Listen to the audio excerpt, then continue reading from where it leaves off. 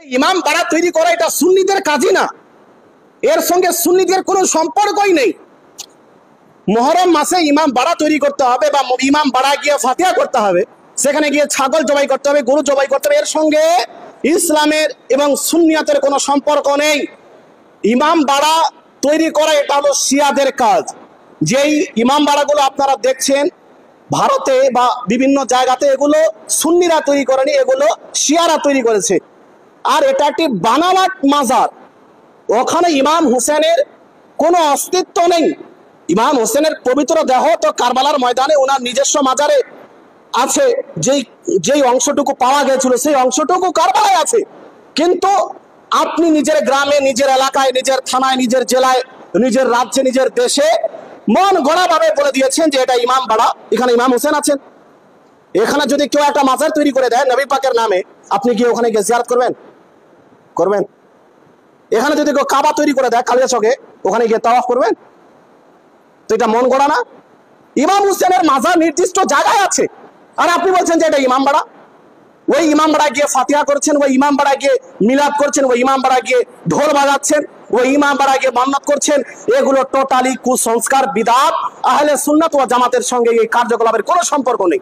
এই জন্য ইমাম বাড়ায় যাওয়া, ইমাম বাড়ার জন্য জায়গা ওয়াকফ করা, মসজিদের জন্য ওয়াকফ করা যায়, মাদ্রাসার জন্য, কবরস্থানের জন্য জায়গা দান করা যায়।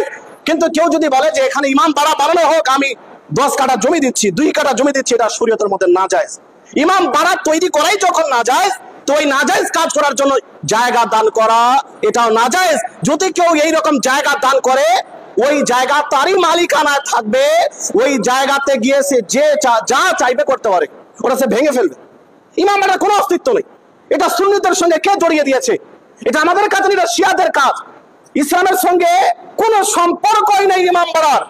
আমরা এতটা মনে করি ইমাম হোসেনের যেই রওজা, ওই জায়গাতে যদি আপনি যান, ওখানে গিয়ে জিয়ারত করেন, ফাতিহা করেন, মিলাদ করেন, কোনো সমস্যা নেই। কিন্তু এই যে বানাওয়াট ইমাম বাড়া, এর সঙ্গে সুন্নিয়তের কোনো সম্পর্ক নেই। ওয়াহাবিরা বলে যে সুন্নিরা এই কাজগুলি চালু করেছে। মনে রাখবেন, সুন্নিদের যারা পরিচালক, সুন্নিয়তের যারা পরিচালক, ওলামায়ে কেরাম, মুফতিয়ানে কেরাম, কোন মুফতি, কোন আলিম এই কাজগুলিকে জায়েজ লেখেনি। কোন অশিক্ষিত লোক, অজ্ঞ লোক সুন্নিদের মধ্যে সে যদি বা তারা যদি এই কাজগুলি করে, সুন্নিয়তের সঙ্গে এর কোনো সম্পর্ক নেই, বা সুন্নিদের উপরে এইরকম আরোপ লাগিয়ে দেওয়া চলবে না। মনে রাখবেন, এজন্য ইমাম বাড়ায় যাওয়া, সেখানে গিয়ে ফাতিহা করা, মান্নত করা। মুহররমের 10 তারিখে দেখবেন অনেকেই ওই ইমাম বাড়ায় মুরগা নিয়ে যায়, যায় কিনা? বড় বড় মুরগা একেবারে। আর যারা দায়িত্বে আছে, সর্দার, মোড়ল, কেশিয়ার, অমুক তুমুক, ইমাম বাড়ার তো দায়িত্বে আছে, ওদের তো পকেটে ভর্তি হয়। পকেট ভর্তি হওয়ার সঙ্গে সঙ্গে ওই মুরগা ইত্যাদি মুরগা টুরগাগুলো নিয়ে গিয়ে ওরা খায়ও আরাম করে। মানে এই যে জাহিলি যুগে আমরা বসবাস করছি, যে কি আশ্চর্যজনক একটি বিষয়। বড় বড় মুরগা ওখানে নিয়ে যাবে আর ওখানে দিয়ে আসবে। ওখানে আপনি কেন দিয়ে আসবেন ইমাম বাড়ায় মুরগা, ছাগল, গরু ইত্যাদি? ওখানে কি আছে?